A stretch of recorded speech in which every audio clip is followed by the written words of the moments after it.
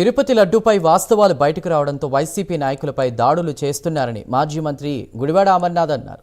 ఒక ప్లాన్ ప్రకారమే అంబటి రాంబాబు ఇంటిపై దాడి చేశారని ఆరోపించారు. రాష్ట్రంలో పోలీస్ వ్యవస్థ నిర్వీర్యం అయిందని మండిపడ్డారు. అంబటి రాంబాబును చంపాలని చూశారని, జోగి రమేష్ ఇంటిపై పెట్రోల్ బాంబులు వేశారని గుడివాడ మండిపడ్డారు. కాంగ్రెస్ పార్టీ ప్రభుత్వం మీద జగన్మోహన్ రెడ్డి గారి మీద చెయ్యాలనేటువంటి ఒక రాజకీయ కుట్రతో సహజంగా చంద్రబాబు నాయుడు గారికి మొదటి నుంచి రాజకీయాల కోసం ఎవరిని వాడుకోవడానికన్నా ఏ ఇష్యూని వాడుకోవడానికన్నా ఆయనకి మొదటి నుంచి వెనతో పెట్టినటువంటి విద్య.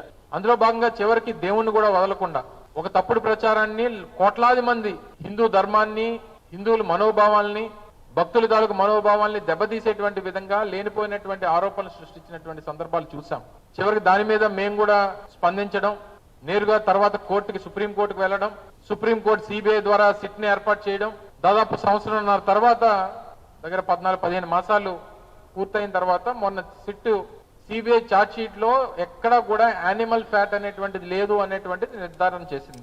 గడిచినటువంటి 3-4 రోజులుగా రాష్ట్ర వ్యాప్తంగా ఎక్కడికక్కడ ఫ్లెక్సీలు ఏర్పాటు చేయడం, జగన్మోహన్ రెడ్డి గారి మీద, అప్పుడు టీటీడీ చైర్మన్ గా ఉన్నటువంటి సుబ్బారెడ్డి గారి మీద, భూమన కరుణాకర్ రెడ్డి గారి మీద తిరుపతి లడ్డూని యానిమేట్ చేస్తూ దానికి ఉన్నటువంటి పవిత్రతని డిగ్రేడ్ చేస్తూ తప్పుడు ప్రచారం చేస్తూ అన్ని ప్రాంతాల్లో, రాష్ట్ర వ్యాప్తంగా అన్ని నియోజకవర్గాల్లో, అన్ని ప్రాంతాల్లో, అన్ని జిల్లాల్లో కూడా ఏదో ఎవరో అనామకులు పెట్టినట్టుగా ఫ్లెక్సీలు ఏర్పాటు చేసి రెచ్చగొట్టేటువంటి కార్యక్రమం చేశారు.